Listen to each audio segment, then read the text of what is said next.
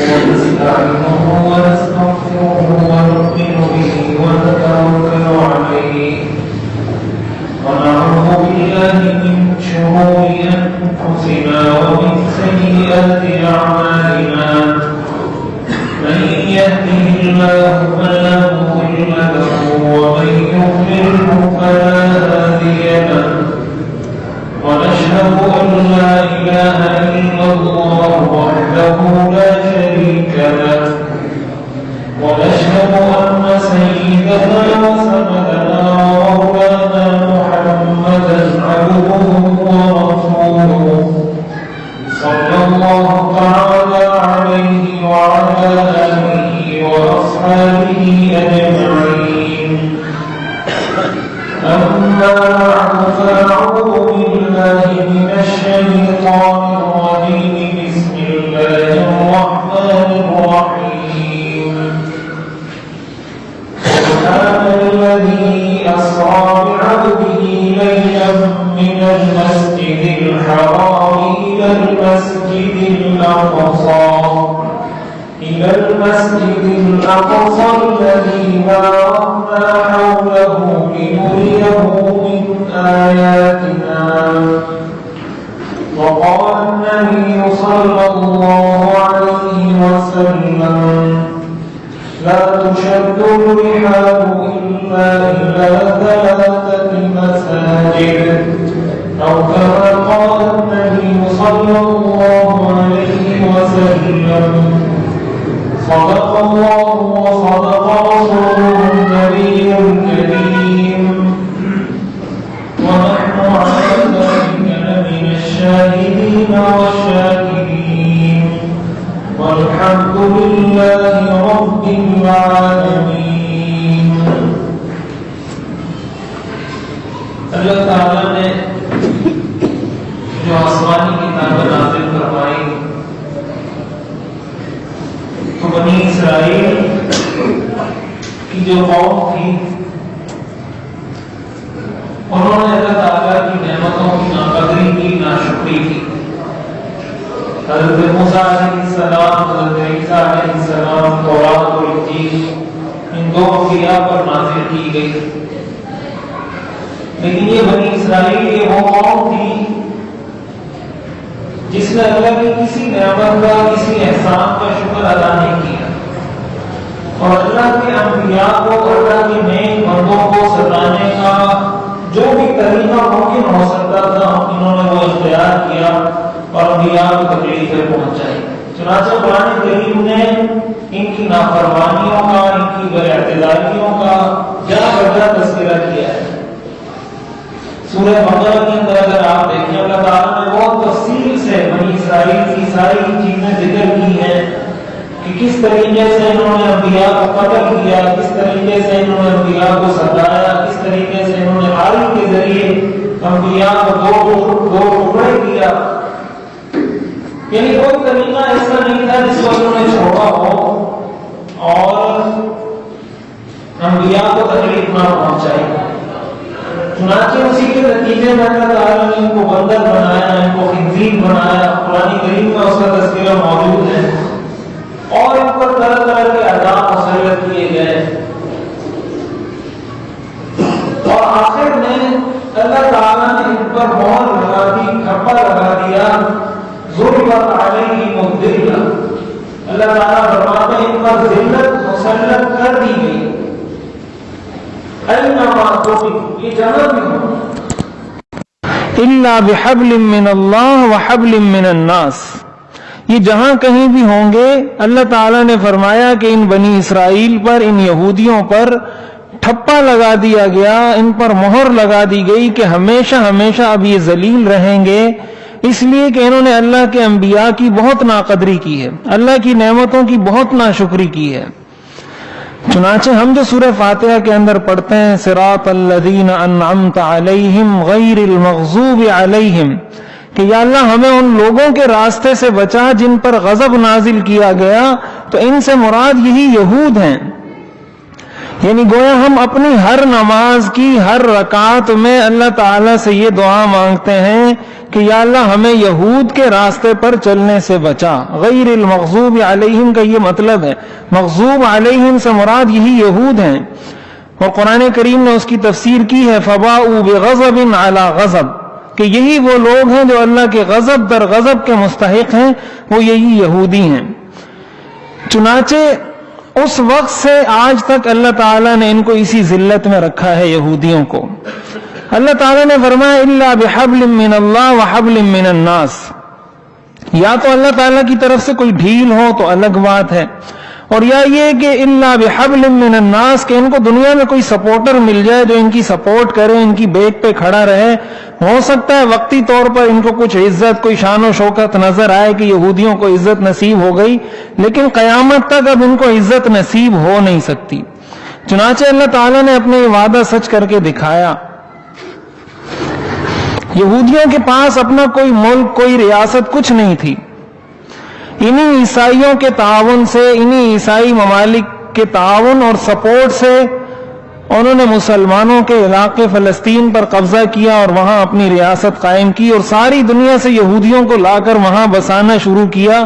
مقصد یہ تھا کہ ہمیں دنیا میں کوئی ایک ملک تو ملے، کوئی ایک ملک تو ہو جس کو ہم یہ کہہ سکیں کہ یہودی اسٹیٹ ہے، یہاں پر یہودی جو ہے نا رہتے ہیں، یا ان کا ملک ہے. اس کے لیے انہوں نے نہ جانے کتنی کوششیں کی ہیں.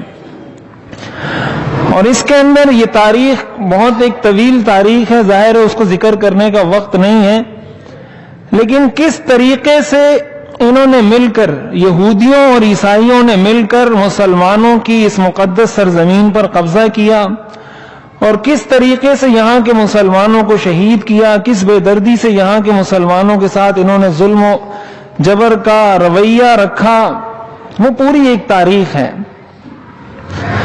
1878 کے اندر اس علاقے میں یہودیوں کی آبادی صرف 3% تھی.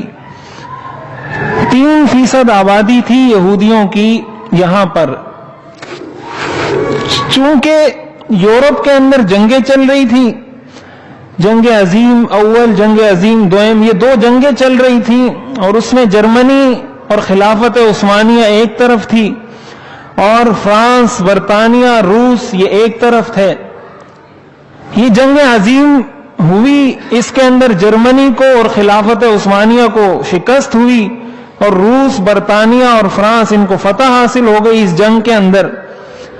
تو اب انہوں نے یہ کیا کہ جرمنی اور خلافت عثمانیہ کے ماتحت جتنی سرزمین تھی، جتنے ممالک تھے، انہوں نے یہ طے کیا کہ اب یہ ساری زمینیں، یہ سارے ملک روس، برطانیہ اور فرانس کے درمیان ان کی کارکردگی کے حساب سے تقسیم ہوں گے کہ برطانیہ نے اس میں کتنا حصہ لیا تھا، فرانس نے کتنا حصہ لیا تھا، اسی حساب سے اتنی زمین، اتنے ملک اس ملک کو مل جائیں گے. چنانچہ انہوں نے یہ زمین تقسیم کی، اور شام یہ پورا ایک ملک تھا. 1916 کے اندر فرانس اور برطانیہ، چونکہ یہ دونوں اتحادی تھے، انہوں نے مل کر فلسطین کو اور شام کو تقسیم کیا. شام کو الگ کر دیا، فرانس اور فلسطین کو الگ کر دیا، ان کو 2 ملک بنا دیا، حالانکہ یہ ایک ملک تھے. اور یہ فلسطین کا حصہ یہ برطانیہ کے حوالے کر دیا کہ چونکہ ہم سارے جیتے ہیں لہٰذا یہ حصہ یہ تمہارا ہو گیا. اس کے نتیجے میں فلسطین برطانیہ کے زیر اثر آ گیا اور برطانیہ وہاں حکومت کرنے لگا. اور چونکہ یہودیوں کو پوری دنیا کے اندر کوئی پناہ مل نہیں رہی تھی، ہر جگہ ان کو مار پڑ رہی تھی، ہر جگہ ان کو مارا جا رہا تھا، قتل کیا جا رہا تھا، تو انہوں نے برطانیہ کے ساتھ معاہدہ کیا کہ معاشی لحاظ سے آپ کو جتنی چیزوں کی جو ضرورت پڑے گی وہ ساری ضرورتیں ہم پوری کریں گے، تم ہمارے لیے کوئی ایک ایسا ٹھکانہ ہمیں بنا کے دے دو دنیا کے اندر کہ ہم دنیا کے اندر چین سے رہ تو سکیں، ہمیں تو زمین رہنے کے لیے میسر نہیں ہے. تو برطانیہ اور اسرائیل نے آپس میں مل کر یہ معاہدہ کیا. برطانیہ نے کہا کہ تم نے ہمیں معاشی سپورٹ دینی ہے، تمہیں ہماری مدد کرنی ہے، اور ہم تمہیں کوئی زمین کا ٹکڑا دے دیں گے جہاں تم اپنی ریاست اور اپنی حکومت بناؤ گے. چنانچہ 1917 کے اندر ایک معاہدہ ہوا جس کو معاہدہ بالفور کہا جاتا ہے. اور یہ دنیا کے ہر قسم کے قانون کی خلاف ورزی کرتے ہوئے برطانیہ نے اسرائیل کو فلسطین جو مسلمانوں کی سرزمین ہے، اسرائیل کو کہا کہ یہ زمین ہم تمہارے حوالے کرتے ہیں اور یہاں تم اپنی ریاست قائم کرو، اپنا ملک یہاں پر بناؤ. یعنی مسلمانوں کی سرزمین برطانیہ نے خفیہ معاہدے کے تحت اسرائیل کو دے دی. چنانچہ 1947 میں جب برطانیہ نے انخلا کیا تو انخلا کے بعد اقوام متحدہ نے جو قرارداد پاس کی اس کے مطابق اقوام متحدہ نے اب تک اسرائیل کے پاس صرف 6% زمین تھی فلسطین کی. اقوام متحدہ نے قرارداد پاس کر کے 56.5% فلسطین کی زمین اسرائیل کے حوالے کر دی ایک معاہدے کے ذریعے. اسرائیل کو یہ کہا کہ اس ساری سرزمین کا 56.5% سرزمین یہ تمہاری ہو گئی، باقی سرزمین مسلمانوں کے پاس رہے گی. یہ سارے معاملات اسی طریقے سے چلتے رہے. عرب اسرائیل جنگیں اس دوران ہوئی.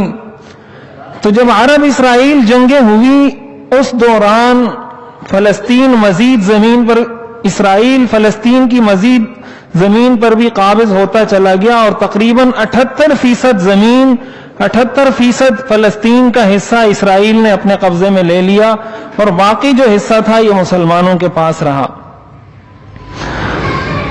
1993 کے اندر ایک معاہدہ ہوا جس کو اوسلو معاہدہ کہا جاتا ہے، اور اس معاہدے کے اندر یہ طے ہوا کہ 78% حصے پر مسلمان یا فلسطینی اسرائیل کا حق تسلیم کرتے ہیں کہ 78% حصے پر یہ قابض ہیں، یہ ان کے پاس رہے. لیکن اس کے علاوہ جتنی زمینیں ہیں، اس کے علاوہ جتنے مکانات ہیں، اس کے علاوہ جہاں جہاں یہودی موجود ہیں، ان سب کو ان علاقوں سے نکل کر اپنے انہی علاقوں میں جانا ہوگا جو اس 78% کے اندر آتے ہیں. یہ معاہدہ ہوا، جنگ بندی کا معاہدہ ہوا کہ اب ہم جنگ نہیں کریں گے اور اسرائیل اور یہودی ان ساری جگہوں کو خالی کریں گے جو فلسطینیوں کے حصے میں آتے ہیں.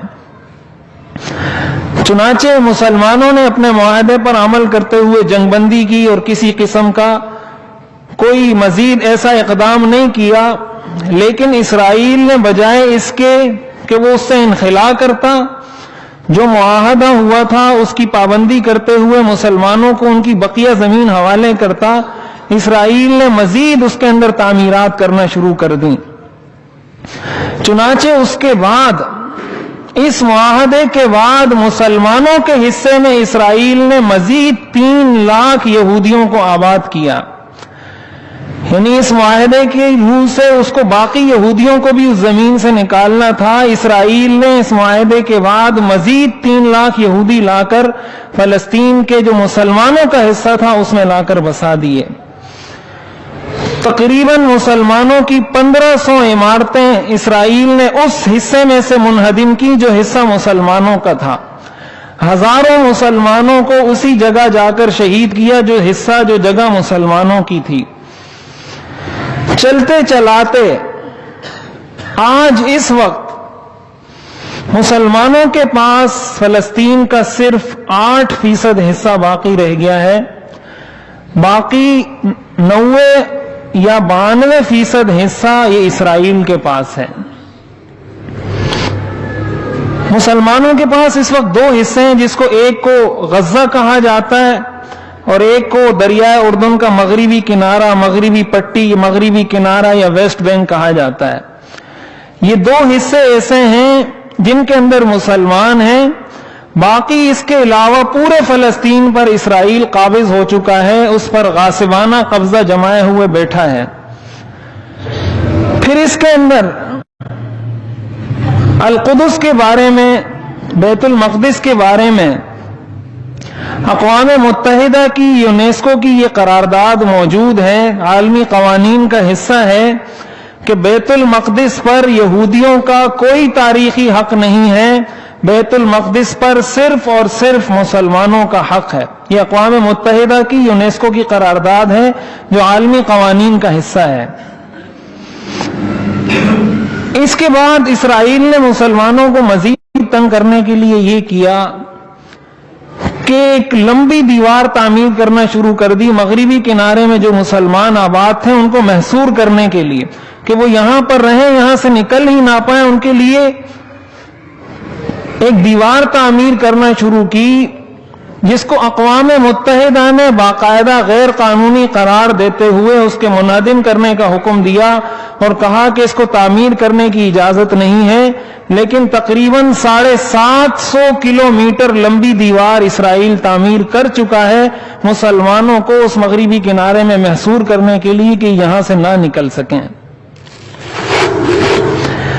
یہ سارا وہ پس منظر ہے. اور دوسری طرف بیت المقدس پر یہ بھی عالمی قوانین کا حصہ ہے, اقوام متحدہ کی, یونیسکو کی یہ قرارداد. دنیا بھر کی خبروں میں, اخبارات میں, نیوز چینلز میں یہ بات شائع ہو چکی ہے کہ بیت المقدس پر صرف مسلمانوں کا حق ہے. ان ساری چیزوں کو دیکھنے کے بعد کہ ایک تو فلسطین یہ مسلمانوں کی سرزمین ہے, انبیاء کی سرزمین ہے, مسلمانوں کا قبلہ اول ہے. حضور علیہ الصلوۃ والسلام نے مدینہ منورہ ہجرت کرنے کے بعد تقریباً 17 مہینے بیت المقدس کی طرف رخ کر کے نماز پڑھی ہے. مسلمانوں کا پہلا قبلہ وہ بیت المقدس تھا. مسلمان اس طرف رخ کر کے نماز پڑھتے تھے, بیت اللہ کی طرف رخ کر کے نماز نہیں پڑھتے تھے. تو یہ مسلمانوں کا قبلہ رہا ہے. اس کے بعد حکم آیا, منسوخ ہوا یہ قبلہ, تو مسلمانوں نے بیت اللہ کی طرف رخ کر کے نماز پڑھنا شروع کی. قرآن کریم کی جو آیات ہیں, قد نرى تقلب وجهك في السماء الى آخری. تو شریعت کے اندر ان 3 مساجد کی بہت زیادہ اہمیت ہے. خصوصی اہمیت جن کو حاصل ہے وہ یہ 3 مساجد ہیں. ایک مسجد حرام ہے, ایک مسجد نبوی ہے, اور تیسرے نمبر پر مسجد الاقصی جو بیت المقدس ہے. مسجد اقصی یہ مسلمانوں کی مقدس ترین جگہ ہے. ابھی جو امریکی صدر نے بیان دیا کہ ہم القدس کو اسرائیل کا دارالحکومت تسلیم کرتے ہیں, یعنی القدس جو مسلمانوں کا شہر ہے, جو مسلمانوں کے پاس رہی جو کچھ تھوڑی بہت زمین, جو کچھ تھوڑا بہت ٹکڑا بچ گیا ہے, اس کو بھی امریکی صدر نے اعلان کر کے کہا کہ ہم القدس کو اسرائیل کا دارالحکومت تسلیم کرتے ہیں, لہٰذا ہم اپنا سفارت خانہ تل ابیب سے منتقل کر کے القدس میں بنائیں گے. یہاں پر اسرائیل کی پارلیمنٹ بنے گی, یہاں پر اسرائیل کی سپریم کورٹ بنے گی, یہ دارالحکومت ہوگا اسرائیل کا. یہ امریکی صدر کا وہ فیصلہ ہے جس پر پوری دنیا, صرف مسلمان نہیں, پوری دنیا کے ممالک نے, پوری دنیا کے حکمرانوں نے احتجاج کیا ہے. یورپی یونین نے احتجاج کیا ہے, برطانیہ نے احتجاج کیا ہے, فرانس نے احتجاج کیا ہے, مسلم ممالک نے احتجاج کیا ہے, اس لیے کہ یہ اقوام متحدہ اور عالمی قوانین کی بالکل صریح اور واضح خلاف ورزی ہے. یعنی امریکہ نے دنیا جہان کے سارے اداروں کے سارے قوانین کو جوتی کی نوک پر رکھ کر کہا کہ تمہارے سارے قوانین ایک طرف اور میں القدس کو اسرائیل کا دارالحکومت تسلیم کرتا ہوں. ظاہر ہے کہ یہ مسلمانوں کے لیے انتہائی افسوسناک بات ہے اور مسلمانوں کے لیے لمحہ فکریہ ہے کہ آخر یہ ہمارے ساتھ کیا ہو رہا ہے. ہم امت مسلمہ ہیں, یہ ہماری ذمہ داری ہے اپنے قبلہ اول کا تحفظ کرنا, اپنے قبلہ اول کا دفاع کرنا, یہ ہماری ذمہ داری ہے. کیا ہمیں پتہ ہے اپنے قبلہ اول کے بارے میں؟ اب انہوں نے تو جو کیا وہ کیا. چونکہ وقت کم ہے, میں یہ عرض کرنا چاہتا ہوں کہ اب ہمیں کیا کرنا چاہیے. یہ تو تاریخ میں نے اس لیے ذکر کی کہ ہمیں کچھ پتہ چلے, کچھ تھوڑا بہت آگاہی ہو کہ اس کا پس منظر کیا ہے, کیا ہوا ہے مسلمانوں کے ساتھ, کیا ہوتا رہا ہے. اور یہ جو میں بار بار کہتا ہوں نا کہ ان کی جتنی چمڑی گوری ہے اور جتنا لوگ ان کے قوانین کی تعریفیں کرتے نہیں تھکتے کہ ان کا ایسا قانون ہے, وہاں پر ایسا انصاف ہے, وہاں پر ایسا نظام ہے, مجھے بتائیں نا یہ دنیا کا کون سا انصاف ہے. یہ سارے انصاف, یہ سارے قوانین, یہ سب کچھ اپنے مفاد کے لیے, اپنے لوگوں کے لیے وہ بناتے ہیں. مسلمانوں کے لیے ان کے دل میں ذرہ برابر رحم نہیں ہے. جتنی ان کی یہ چمڑی گوری ہے اتنا ان کا دل اندر سے مسلمانوں کے لیے سیاہ ہے. یہ بات ہر مسلمان بچے جوان بوڑھے کو اپنے دل میں عقیدے کے طور پر بٹھا دینی چاہیے۔ قرآن نے کہا ہے لا تتخذوا اليہود والنصارى اولیاء، کہ یہود اور نصارہ کو دوست مت بناؤ۔ قرآن نے کہا ہے لن ترضى عنك اليہود ولا النصارى، یہود اور نصارہ تم سے راضی نہیں ہو سکتے، ہرگز راضی نہیں ہو سکتے۔ یہ قرآن کی اٹل حقیقت، قرآن کا اٹل فیصلہ ہے۔ تو یہ جو ہم لوگ تعریفیں کرتے ہیں نا کہ ان کے مزاج میں بڑا انصاف ہے، وہ ایسا کرتے ہیں، وہ ایسا کرتے ہیں، آپ مجھے بتائیں امریکہ نے جو یہ فیصلہ کیا یہ کون سا انصاف ہے؟ اسرائیل نے جو فلسطین کے 92% حصے پر قبضہ کر رکھا ہے یہ کون سا انصاف ہے؟ دنیا کا کون سا قانون؟ اور پاکستانی ہونے کی حیثیت سے ہماری ذمہ داری اس لیے بڑھ جاتی ہے کہ پاکستان اسرائیل کا سب سے بڑا دشمن ہے۔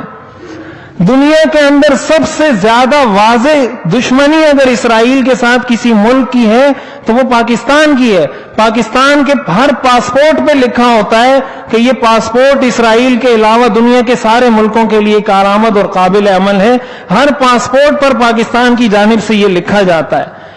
یہ پاکستان کی جانب سے لکھا اس لیے جاتا ہے کہ پاکستان نے آج تک اسرائیل کو ملک تسلیم نہیں کیا۔ پاکستان نے آج تک اس کو ایک ملک کی حیثیت سے قبول نہیں کیا، اور اس نفرت کے اظہار کے لیے، اس کے اس غاصبانہ قبضے کو بتلانے کے لیے ہر پاسپورٹ پہ یہ لکھا جاتا ہے کہ یہ پاسپورٹ اسرائیل کے علاوہ ہر جگہ کے لیے کارآمد ہے۔ اور عرب اسرائیل جنگوں کے اندر پاکستان نے اسرائیل کے 5 طیارے گرائے تھے۔ پوری دنیا کے اندر جہاں جہاں پاکستانی اور اسرائیلی ایجنسیاں کام کرتی ہیں ہمیشہ ایک دوسرے کو نقصان پہنچانے کی کوشش کرتی ہیں۔ اسرائیل نے ہمیشہ پاکستان کی ایٹمی تنصیبات کو نقصان پہنچانے کی ناکام کوششیں کی ہیں۔ تو پاکستان کے ساتھ اسرائیل کی دشمنی تو دنیا کے بچے بچے کو پتا ہے، لیکن ہمیں نہیں پتا۔ ہمیں نہیں پتا کہ اسرائیل کیا ہے، ہمیں نہیں پتا کہ فلسطین کیا ہے، ہمیں نہیں پتا کہ مسجد اقصی کیا ہے، اور ہمیں نہیں پتا کہ ہم نے کرنا کیا ہے۔ تو یہ جو سب کچھ ہوا ہے اس سارے پس منظر میں ایک تو ہمارے کرنے کا کام یہ ہے کہ ہم اپنے بچوں کو دنیا جہان کی چیزیں سکھاتے ہیں، ذرا ان کو مسجد اقصی کی اہمیت بھی سکھائیں، ذرا ان کو یہ بھی بتائیں کہ حضور علیہ الصلوۃ والسلام کس قبلے کی طرف رخ کر کے نماز پڑھتے تھے، اور اس سرزمین کی اہمیت مسلمانوں کے لیے ہر لحاظ سے زیادہ ہے۔ حضرت عیسیٰ علیہ السلام یہیں آ کر دجال کو قتل کریں گے۔ حدیث شریف میں آتا ہے کہ یہیں پر محشر، یہیں پر قیامت برپا ہوگی۔ بہت ساری چیزیں مسلمانوں کی اس بیت المقدس سے، فلسطین کی سرزمین سے وابستہ ہیں۔ ایک تو ہم اپنے بچوں کو کچھ ایجوکیٹ کریں، ان کو کچھ بتائیں۔ دنیا جہان کا سب کچھ ہم نے بتا دیا، لیکن ہمارے بچوں کو کیا، ہمارے بڑوں کو نہیں پتا۔ مسجد اقصی کے بارے میں کچھ نہیں پتا، فلسطین شام کے بارے میں کچھ نہیں پتا۔ غیر المغضوب علیہم تو پڑھتے ہیں زبان سے، پتہ نہیں ہے کہ غیر المغضوب علیہم کا مطلب کیا ہے۔ ہر نماز میں یہ تو پڑھتے ہیں کہ یا اللہ غیر المغضوب علیہم، ان لوگوں کے راستے سے ہمیں بچا، لیکن ان لوگوں کا راستہ کیا ہے، یہ لوگ کون ہیں، ان کے بارے میں ہمیں نہیں پتا۔ دوسرے نمبر پر ہمارے کرنے کا کام یہ ہے کہ اس فیصلے کے خلاف جس سیاسی جماعت سے تعلق ہے وہ اپنے سیاسی رہنماؤں کو اس بات پر مجبور کرے۔ یہ بات میں بارہا کر چکا ہوں کہ ہم مسلمان پہلے ہیں، سیاسی جماعت سے ہمارا تعلق دوسرے نمبر پر ہے۔ پہلے ہم اس چیز کو دیکھیں کہ اسلام کا کیا تقاضا ہے، اسلام کا جو تقاضا ہے اس پر عمل کرنے کے بعد اپنے سیاسی مفادات کو دیکھیں۔ جو جس سیاسی جماعت سے وابستہ ہے اس کی ذمہ داری ہے کہ اپنے سیاسی رہنماؤں کو اس بات پر مجبور کرے کہ وہ اس کے خلاف اسمبلیوں میں، ملکی سطح پر، عالمی سطح پر آواز بلند کرے، تاکہ دنیا کو پتہ چلے۔ اور پوری دنیا کے اندر اس وقت مسلمان اس مسئلے پر احتجاج کر رہے ہیں کہ ہمیں ہرگز یہ بات تسلیم نہیں کہ القدس کو اسرائیل کا دارالحکومت قرار دیا جائے۔ سوشل میڈیا کا بھرپور استعمال کیا جائے، اپنے سیاسی رہنماؤں کو مجبور کیا جائے، اپنے حکمرانوں کو پرامن احتجاج کے ذریعے، قانونی مظاہروں احتجاج کے ذریعے حکمرانوں کو اس بات پر قائل کیا جائے کہ وہ اس کے خلاف آواز اٹھائیں۔ اور اسی کے ساتھ ساتھ مزید علماء کی طرف سے جو کچھ رہنمائی اس کے بعد دی جاتی رہے اس کا انتظار کیا جائے، وہ جو بتائیں کہ اس حوالے سے مزید ہم نے کیا کرنا ہے وہ کیا جائے۔ تو یہ ساری چیزیں اگر ہمارے سامنے ہوں گی، صرف یہ کہہ کر کہ بس میں کھا لوں، میں پی لوں، میری زندگی گزر جائے، یہ ایک مسلمان ایسا نہیں ہوتا۔ مسلمان کے لیے پوری ملت ایک جسم ہے، پوری ملت، پوری امت ایک جسم ہے۔ اور پھر جب ایسی مقدس سرزمین کا، حرم کا، بیت المقدس کا مسئلہ ہو، اس پر مسلمانوں کا ایک ہونا یہ تو فرض ہے۔ اس لیے ان ساری چیزوں کو سمجھنا چاہیے، اپنے بچوں کو بتانا چاہیے، اور اس کے خلاف اپنی حد تک جو شخص جتنی کوشش کر سکتا ہے اس پر یہ کوشش کرنا فرض ہے۔ قیامت کے دن کوئی شخص یہ نہیں کہہ سکتا کہ میں یہ نہیں کر سکتا تھا، جو کر سکتا تھا وہ کیا یا نہیں کیا۔ ہر انسان کو پتا ہے میں کیا کر سکتا ہوں کیا نہیں کر سکتا، جو وہ کر سکتا ہے وہ ضرور کرے، آئین، قانون اور شریعت کی حدود کے اندر رہتے ہوئے۔ اللہ تعالی عمل کرنے کی توفیق عطا فرمائے۔